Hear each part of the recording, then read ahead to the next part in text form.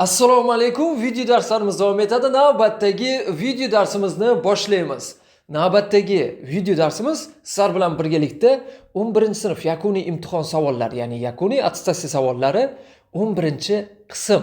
Demak, 11-qismda bizani kombinatorik masalalar kutmoqda. Ya'ni siz bilan birgalikda siz u biz hozir eng bir matematikani qiziqarli bo'lgan bo'limlardan biri. Deylik bahslarga, munozaralarga boy bo'lgan bo'limlardan biri kombinatorik masalalarni ko'rib chiqamiz. Boshladik. Birinchi misol. Sport do'konidagi koptoklar to'plamini tuzish. Demak, hayotimizda bo'ladigan, ya'ni uchraydigan holat. Kimdir sport do'konida ishlashi mumkin. 11-sinf deylik shogirdlarimiz bu yoqda bu masalalarni ko'rayotgan bo'lsa, kimdir albatta qachondir sotuvchilik qilishi yoki boshqa kasb egalari bo'lishi mumkin. O'shaning uchun e'tiborli bo'lamiz. Bu yoqdagi har bitta masala qaysidir bir kasb egasi haqida ketadi. Bu birinchi misolimiz esa sport do'konidagi mahsulot bo'yicha, ya'ni koptoklar bo'yicha ekan. Bir sport do'koni 3 ta futbol to'pi, 5 ta basketbol to'pi va 4 ta voleybol to'pi taklif qiladi. Do'kon maxsus to'plam, ya'ni maxsus sport to'plami yaratmoqchi. Bunda har bir to'plamda kamida bitta futbol to'pi, bitta basketbol to'pi va bitta voleybol to'pi bo'lishi shart. Bunday to'plamlarni, ya'ni bunday to'plarni necha xil usulda tanlab olishimiz mumkin ekan. Ya'ni mana shu savol bizni qiynamoqda. Xo'p, boshlaymiz ustozlar. Bu savolni men ikkita usulda yechimini ko'rsatib beraman. Birinchi usul bu to'plamlar nazariyasiga tatbiq, ya'ni mulohaza yuritish orqali bu masalani bemalol yechsak bo'ladi. Ya'ni bu faqatgina to'plamlarni bilish bilan emas, to'plamlarni mulohaza yuritish orqali bilish. Ya'ni yetarlicha to'plamlar nazariyasidan bizda bilim, ko'nikma bo'ladigan bo'lsa, bu masalani, ya'ni kombinatorik masalalarni to'plamlar nazariyasiga olib o'tsak bo'lar ekan. Ikkinchi usuli esa kombinatorik usuli. Ya'ni u yoqda faqat guruhlash haqida gaplashamiz. Birinchi usul ikkinchi usulni xususiy holi desak ham bo'ladi aslida. Lekin ko'pchilik buni to'plamlar usuli deydi. Mayli, har ikkala usulni ham ko'rsatishni boshlayman. Birinchi usuldan boshlaydigan bo'lsak, ustozlar, bu endi birinchi usulimiz sodda-yu ko'pchilikka qanaqadir tushunarsiz bo'lib qolishi mumkin. Lekin har ikkala usulni ham ko'rsak, inshaalloh nasib bo'lsa, qaysidir bittasi tushunarli bo'ladi-ku. Birinchi usuldan boshlaydigan bo'lsam, birinchi usul nima ekan? Birinchi usul aytadi ustozlar, birinchi usulda nima deydi? Birinchi usulda o'sha to'plamlardan, ya'ni to'plardan har biridan bo'sh to'plam bo'lmagan holatda, ya'ni shunday qism to'plamlar ajratib olishimiz kerakki, e'tibor qiling, har bir to'pdan olishimiz kerak. Basketbol to'pidan ham olishimiz kerak, futbol to'pidan ham va voleybol to'pidan ham to'plarni, ya'ni koptoklarni olishimiz kerak ekan. Unda men e'tibor qilinglar. O'zi aslida qism to'plamlar soni nima edi? Qism to'plamlar soni 2 ni n'chisi edi. Endi bo'sh bo'lmagan qism to'plamlar soni nima bo'ladi? Bo'sh bo'lmagan qism to'plamlar soni bu 2 ning n'i minus 1 bo'ladi. Ya'ni bo'sh to'plamni biz ayirib tashlashimiz kerak. E'tibor qiling, men to'plarni bittadan olishim, ikkitadan olishim yoki 3 tadan olishim yoki 4 tadan olishim. Bu to'plamlarni o'sha guruhlash yordamida yoki bo'lmasam deylik, to'plamlarni qism to'plamlarga ajratish borasidagi masalaga tushib qoladi. Demak, bizni qiladigan ishimiz o'sha to'plamlarni 2 tadan, 3 tadan, ya'ni bizga nechta ekanligi aytilmagan. Birinchi, ya'ni basketbol to'pidan faqatgina 2 ta ol yoki futbol to'pidan faqatgina bitta ol deganda edi. Biz qanaqadir futbol to'plari nechta edi? Futbol to'plari 3 ta futbol to'pi. Demak, 3 tadan bitta deb olardik. Lekin hozir bu yerda bittasini ol demayapti-da. Biz xohlasam bittasini olaman, xohlasam ikkitasini olaman, xohlasam 3 tasini olaman. Lekin 0 tasini olish imkoniyatim yo'q. O'shaning uchun men bu yoqda birini ayirishim kerak. 2 ni 3-darajasi minus 1. Futbol to'plarini olishimni barcha qism to'plamlar soni 2 ni kubita. Lekin men qiladigan ishim yana birini ayirib tashlashim kerak. Nima uchun? 2 ni kubini ichiga bo'sh to'plamlar ham kirib ketadi-da. O'sha bo'sh to'plamni olib tashlashim kerak. Va yetarli emas, ya'ni tugallanmagan jarayon bo'lgan paytida har doim ko'paytirish. va qo'shimchasi bajariladi. Va degani ko'paytirish degani. Ya'ni ona tilidagi va deganimiz matematikadagi ko'paytirish degani. Ketdik. Endi ikkinchisi.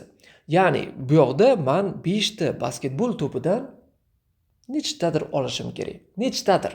Bittasini olsam ham bo'ladi, ikkitasini olsam ham bo'ladi, 3 ta, 4 ta yoki 5 tasini barchasini olsam ham bo'ladi. Demak, meni qiladigan ishim nima ekan?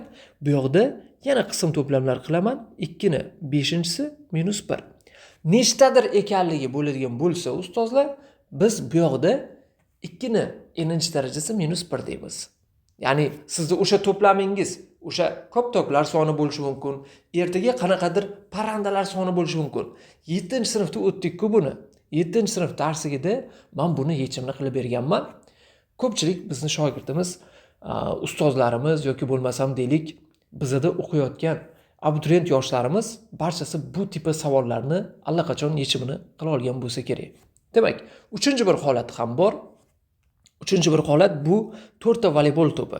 4 ta voleybol to'pidan bittasini olishim kerak. Demak, bu 2 ning 4-si minus 1. Buni hisoblaydigan bo'lsam, 2 ning kubi 8 minus 1 7 ko'paytirilgan 32 ko'paytirilgan 32 ayrilgan 1 31 ko'paytirilgan yana nima? Yana 16 ayrilgan 1 15. Buni hammasini hisoblaydigan bo'lsam, demak, shu nimalarda ham, parrandalarda ham bor edi, shu 3255 bo'ladi. Javobimiz 3255 ekan. Endi ikkinchi usul. Ikkinchi usul bu o'zimiz biladigan oddiygina guruhlash.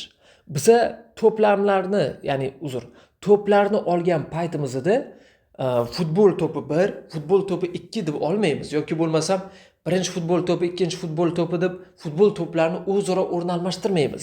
Shunchaki olyapmiz xolos. U yerda bittasini, ikkitasini yoki bo'lmasam bitta futbol to'pini oldim, bitta voleybol to'pini oldim.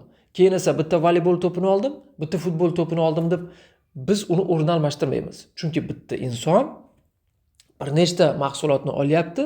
Bu yoqda soni o'zgarmasa yoki bo'lmasam boshqa birisini olmasa o'rniga bu yoqda hech nima o'zgarmas ekan. Demak, bizda qiladigan ishimiz nima? Guruhlash. Guruhlashga tushadi, guruhlash ikkinchi usul. Ikkinchi usul guruhlash. Diqqat qilinglar, ikkinchi usul bo'yicha buni yechimini qilamiz. Ikkinchi usul bo'yicha yechimi xo'p, 3 ta futbol to'pidan bittasini yoki bo'lmasam ikkitasini yoki bo'lmasam 3 tasini. Yoki degani ona tilida, matematikada esa plus bo'ladi. Va 5 ta nima to'p bu?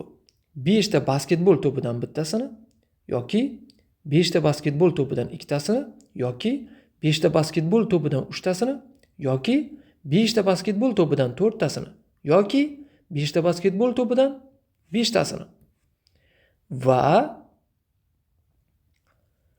4 ta voleybol to'pidan bittasini yoki 4 ta voleybol to'pidan ikkitasini yoki 4 ta voleybol to'pidan 3 tasini yoki 4 ta voleybol to'pidan 4 tasini.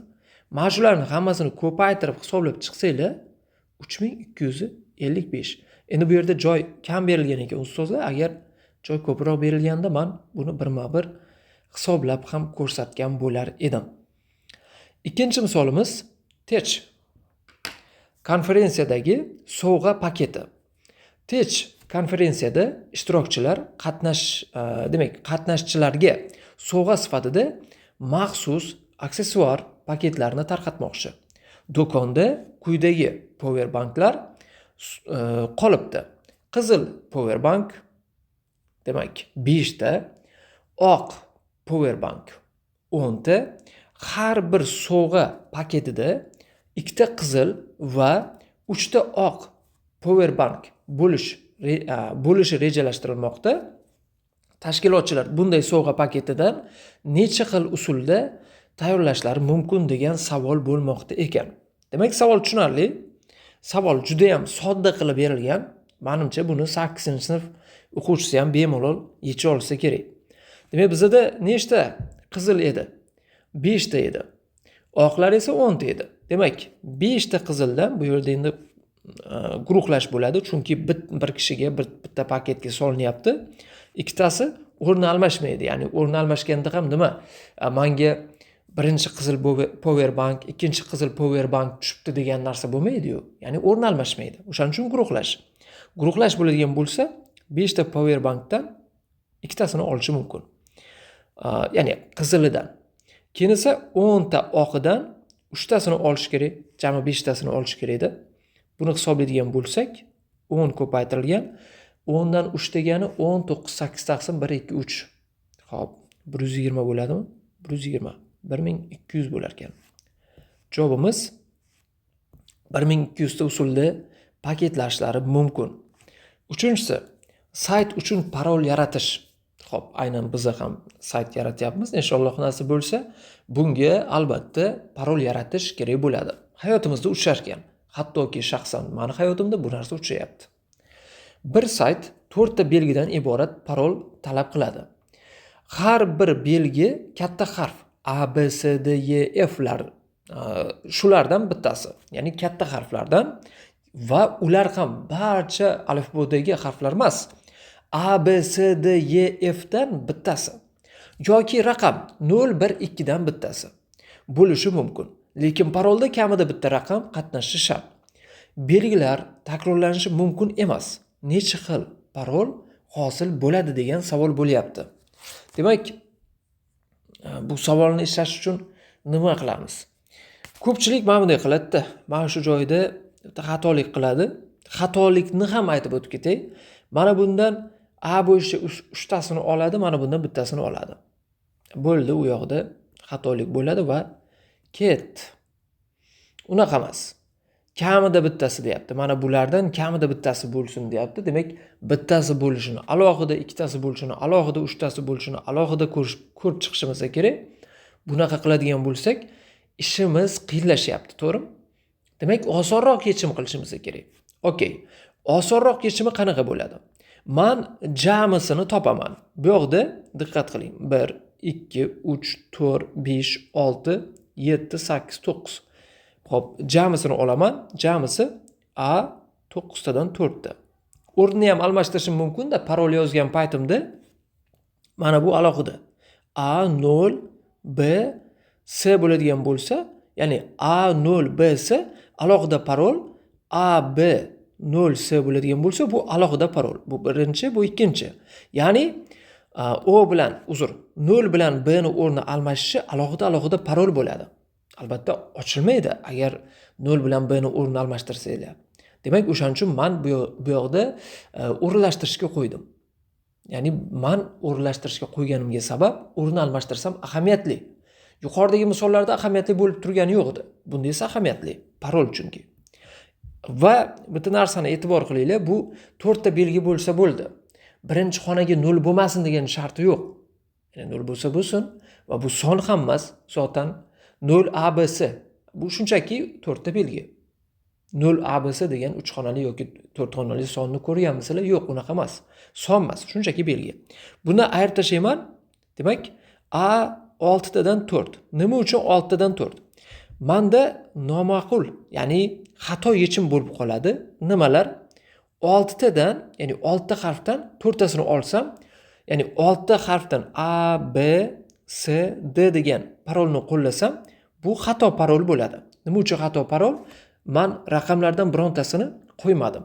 Qo'yishim shart edi. O'shaning uchun buni qo'ya olmayman, ya'ni A, B, C, D ni qo'ya olmayman. Qo'ya olmaganlarimni umumiydan ayirib tashlayman. Soddagina. Buni hisoblaydigan bo'lsak, 9 tadan 4 bo'ladigan bo'lsa, 9 faktorial taqsim 5 faktorial 4 faktorial. Buni ayiraman. Mana bu joyda 4 faktorial qayerdan keldi? 9 ayrilgan 4, 5 faktorial. Bo'ldi. Bundan ayiraman 6 faktorial taqsim 6 ayrilgan 4, 2 faktorial. Buni hisoblaydigan bo'lsak, ustozlar, nima hosil bo'ladi?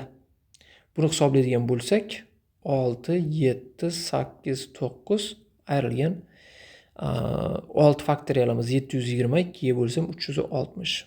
Xo'p, bu yerdan nima hosil bo'ladi? Bu yoqdan buni hisoblaydigan bo'lsak 2664 bo'lar ekan.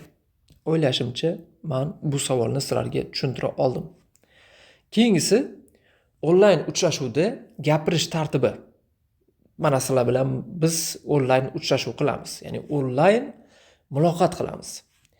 Bir kompaniya onlayn uchrashuvda 6 nafar qatnashchi gapirish tartibi belgilamoqchi, biroq ikkita direktor Y1 va Y2 aynan tayinli bir direktor, aniq ikkitasi nima qilish kerak ekan? Bir-birining fikrini to'ldirish kerak ekan. Bittasi shunaqa bo'ladi desa, ikkinchisi ma'qullab olish kerak edi. Ya'ni qarsakbozlik. Mana shunday bo'lish kerak ekan. Ular navbatda ketma-ket gapirishi kerak. Necha xil gapirish tartibi tuzish mumkin.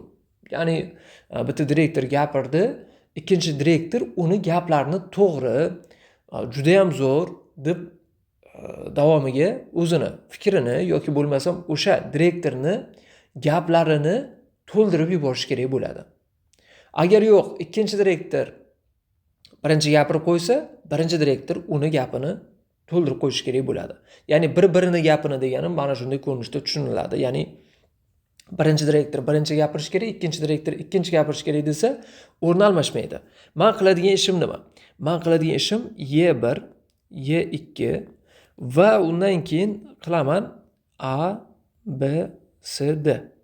E'tibor qiling, mana bu ikkalasini bitta T harfi bilan belgilasam, T, A, B, C, D. Shunda bu 5 faktorialda bo'ladi. 5 faktorialda usulda o'rin almashishi mumkin va Y1, Y2 o'zaro o'rin almashishi mumkin. Nima uchun? Ular bir-birini gapini to'ldirsa bo'ldi. Birinchisi gapirdi, ikkinchisi to'ldirdi. Yoki ikkinchisi birinchi gapirdi, birinchisi ikkinchi gapirib uni fikrini, ya'ni gapini davom ettirdi. Bir-birini gapini to'ldirsa bo'ldi. Unda men bu yoqda 2 faktorialga yana ko'paytirib qo'yaman. 120 ko'paytirilgan 2 240 ta bo'ladi. 240 ta degan javobni belgilar ekanmiz. O'ylaymanki, men bu savolni ham sizlarga tushuntira oldim. 5-savolimiz bir musiqiy platforma bir albomdagi 7 ta qo'shiqdan playlist tuzmoqchi, biroq albomdagi eng uzun 3 ta qo'shiqlar ketma-ket chiqishi shart. Yuqoridagi masalamiz bilan bir xil ekan. Necha xil usulda playlist tuzish mumkin degan savol bo'lyapti. 3 tasi ketma-ket chiqishi shart bo'lsa, ustozlar nima qilamiz? O'sha 3 tasini belgilab olamiz, 3 faktorialda usulda o'rin almashtiramiz. Yuqoridagi savol bilan bir xil. O'sha 3 tasini, masalan, A, B, C degan 3 tasini bir oladigan bo'lsak, qolgan 1, 2, 3, 4 deydigan bo'lsam, bu 3 tasi 1 bo'ladigan bo'lsa, jami nima bo'ldi? Mana bu T 1, 2, 3, 4. Bu 5 faktorialda usulda o'rin almashadi. 3 faktorial ko'paytirilgan 5 faktorial. Buni hisoblab qo'yadigan bo'lsak, xo'p, 3 faktorialimiz 6 ko'paytirilgan 120, 720 ta bo'ladi. 720 ta degan javobni belgilaysizlar. Agar testda bo'lsa. Keyingisi 6. 6da ham demak IT konferensiyasi uchun robot tanlash, ya'ni IT sohasi bo'yicha ekan, bir texnologik startapda 1 dan 10 gacha raqamlangan 10 ta sun'iy intellektga asoslangan robot yordamchisi mavjud. Yaqin kunlarda bo'lib o'tadigan xalqaro IT konferensiyasida kompaniya ushbu robotlardan 4 tasini namoyish etishi rejalashtirilmoqda. Biroq innovatsion yondashuvni namoyish etish maqsadida tanlangan 4 ta robotdan kamida bittasi seriya raqami tub son bo'lishi shart. Ushbu shartni inobatga olgan holda 4 ta robot yordamchisini necha xil usulda tanlash mumkin? Bu yuqoridagi qaysi savolimizga o'xshash? Bu yuqoridagi 3-savolimizga o'xshash. 3-savol bilan bir xil edi, adashmasam. Ma'na qiladigan ishim nima? Faqat bu yerda o'rinlarni almashtirish shart emas ekan, ya'ni guruhlashga tushadi. 10 ta nima bor? Robot bor. Shundan 4 tasini tanlayman. Umumiy hisobda. Jamisi. Lekin kamida bittasi seriya raqami tub bo'lsin deyapti. Demak, tub sonlar nima? 1 dan 10 gacha raqamlangan bo'lsa, 1, 2, 3, 4, 5, 6, 7, 8, 9, 10. 1dan 10gacha raqamlangan 2 tub son, 3 tub son, 5 tub son, 7 tub son. Demak, 4tasi menga keragi. 4tasi tub son. Endi men yana takrorlayman ustozlar. Biza qisqaroq yo'ldan borishimiz kerak. Xohlasangiz bittasi tub son bo'ladigan holatni, ikkitasi tub son bo'ladigan holatni, 3tasi tub son bo'ladigan holatni va 4tasi tub son bo'ladigan holatini alohida ko'rsanglar bo'ladi. Ya'ni kamida bittasi degani mana shu. Yo'q, ustoz, menga bir osonroq usuli kerak desanglar, jamidan hech qaysi biri tub son bo'lmaydigan holatni. Demak, 4tasi tub son bo'lsa, 6tasi tub son emas. 6dan 4tani ayirib tashlaysizlar. Bo'ldi, shuni o'zi kifoya. 10dan 4 degani 10, 9, 8, 7 taqsim 1, 2, 3, 4. Ya'ni mana shu joyini ham tushuntirayda men ustozlar. Endi orangizda o'quvchilar ham bo'lishi mumkin. 10dan 4 degani mana teskariga qarab, mana bu aslida mana bu 4 nima? 4 bu yerga yoziladi. 1, 2, 3, 4. Ya'ni ketma-ket 4 tani yoz. 10 deganimiz nima? Ya'ni 10dan 4 bo'ladigan bo'lsa, s 10dan 4 bo'ladigan bo'lsa, yuqorisi esa teskari tartibda 10, 9, 8, 7. Mana shunday ko'rinishda yoziladi. Ayiraman bundan 6, 5, 4, 3 taqsim 1, 2, 3, 4. Buni hisoblasak necha bo'ladi? Buni hisoblasak 2, 4, 8 ketib qoladi. 3 bilan bu ketib qoladi bu yoqda 3, 21, 210. 210 ayrilgan. 3, 4, 3, 4 ketib qoldi. 1, 2, 6, 5, 15. Buni hisoblasam 195 ta bo'ladi. 195 ta usulda olishimiz mumkin ekan. Keyingisi o'quvchilar guruhidan tanlash. 7-misolimiz 7 yigit va 4 qizdan iborat o'quvchilar guruhidan 6 ta o'quvchini shunday tanlab olish kerakki, ularning ichida qizlar soni 2 tadan kam bo'lmasin. Buni necha xil usulda amalga oshirish mumkin degan savol bo'lyapti. Demak, to'g'ridan to'g'ri ishlaganimiz ma'qul buni. Chunki orqasidan kelsak ham, oldidan kelsak ham baribir 3 ta 4 ta hisob-kitob ketadi baribir. O'shaning uchun to'g'ridan to'g'ri ishlaylik. Demak, biza nechtasini tanlamoqchimiz? O'quvchi guruhidan 6 ta o'quvchini shunday tanlamoqchimiz. 6 ta o'quvchi. 6 ta. Demak, 6 ta o'quvchini qanday tanlayman? Ularning ichida qizlar soni 2 tadan kam bo'lmasin. 6 tadan 2 tasi qiz bo'lsin. Kamida 2 ta qiz, 3 ta va nari bo'lsa 4 ta qiz bo'la oladi-da. Chunki bizda 4 ta qiz bor. 4 ta, 3 ta yoki 2 ta. Kamida 2 ta degani mana shu. Endi demak, men 4 ta qizdan 2 tasini tanlayman, 7 ta o'g'il boladan 4 tasini tanlayman. Chunki menda 6 kishini tanla deyapti. Yuqoridagi yig'inda 6 bo'lishi kerak. Yoki 4 ta qiz boladan 3 tani tanlayman, 7 o'g'il boladan 3 tani tanlayman. Yoki 4 ta qiz boladan 4 tani tanlayman, 7 ta o'g'il boladan demak 2 tani tanlayman. Buni hisoblaydigan bo'lsam, 4 dan 2 bu 6 bo'ladi. 7 dan 4. Xo'p, 7 dan 4 necha bo'ladi? 7 dan 4 ni hisoblasak 35 bo'ladimi? 35 bo'ladi. 35. 35 bo'ladi. Demak,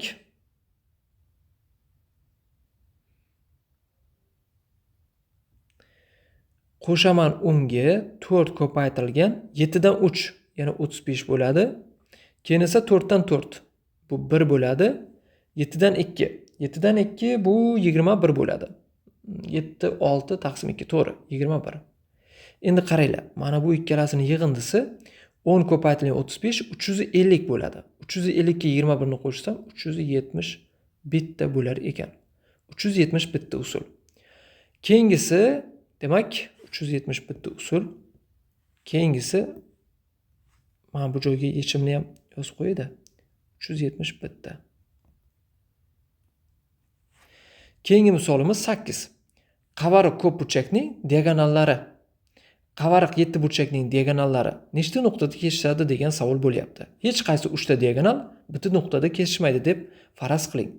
Demak, bizda diagonallar kesishi uchun nechta nuqta kerak bo'ladi? Diagonallar kesishi uchun 4 ta nuqta kerak bo'ladi. O'shaning uchun men S 7 tadan 4 ta deyman. Agar sizda ertaga boshqa bir savol kelib, masalan 7 burchak emas, 17 burchak, 20 burchak desa ham, n, ya'ni S n dan 4 deysizlar. Diagonallar kesish nuqtasi shu. S 7 dan 4 bu 35 ta bo'ladi. 35 ta usulda kesishar ekan.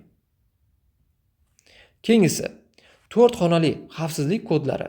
Kompyuter xavfsizlik tizimi uchun 4 xonali kod kerak.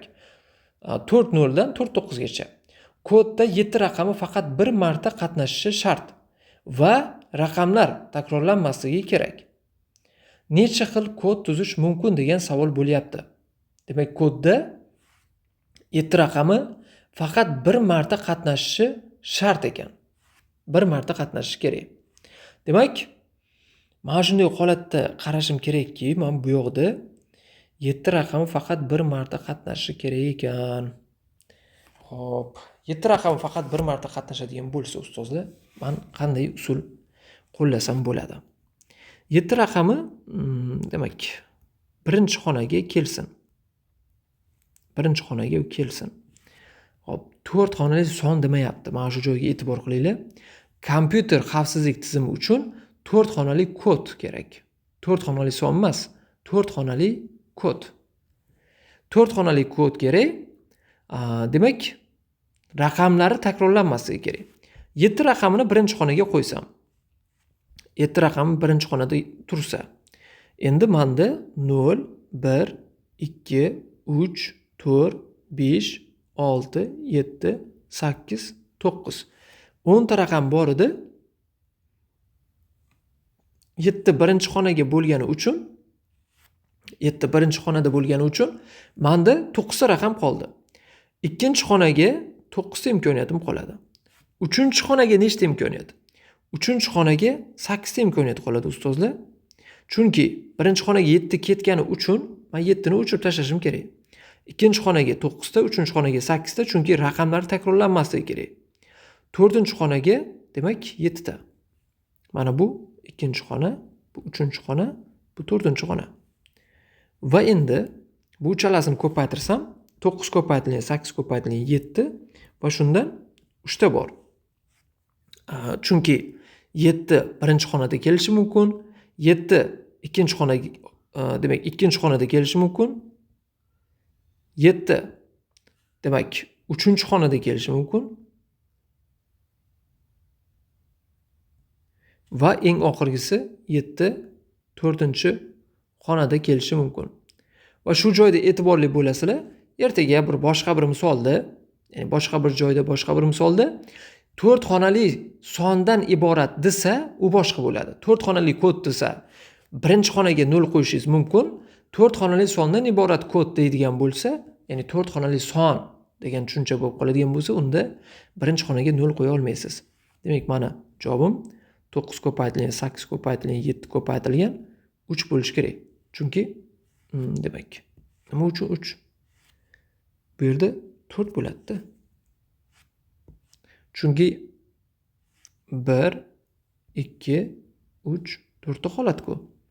Buni hisoblasam 2016 ta bo'lar ekan. 2016 ta usul. Xo'p, 9-savolimiz shundan iborat. 10-savol. Onlayn buyurtma raqamlarni qayta tartiblash. Bir onlayn do'kondagi buyurtmaning nomeri 2, 5, 9, 7, 5 raqamlardan iborat. Bu raqamlar yordamida jami nechta buyurtma nomerlash mumkin? Nomer 5 xonali son bo'lishi kerak ekan. 5 xonali son. Diqqat qilinglar, bu yerda hamma nomerni ishlatishga majburman, chunki 5 2 marta, 9 1 marta, 7 1 marta, 2 1 marta. Ya'ni shuni o'zi 5 ta bo'lyapti-da. Demak, bu o'rin almashtirish bo'ladi va takroriy o'rin almashtirish bo'ladi. U holda 5 faktorial jamisi bo'lgani uchun 5 raqami 2 marta ishtirok etgani uchun 2 faktorialga bo'laman. 120 taqsim 2 bu 60 ta bo'lar ekan. O'ylaymanki ustozlar barchasi sizlarga tushunarli bo'ldi. Oxirgi misolimizning javobi ham 60 ta bo'lar ekan. Shu bilan video darsimizni yakunlaymiz. Biz jami 10 ta kombinatorik savollarni ko'rib bo'ldik. Albatta buning uchun yarim soat vaqtingizni oldim, chunki hammasini batafsil tushuntirishim kerak edi. Sog' bo'linglar, salomat bo'linglar. Kelgusi darslarimizda, video darslarimizda ko'rishguncha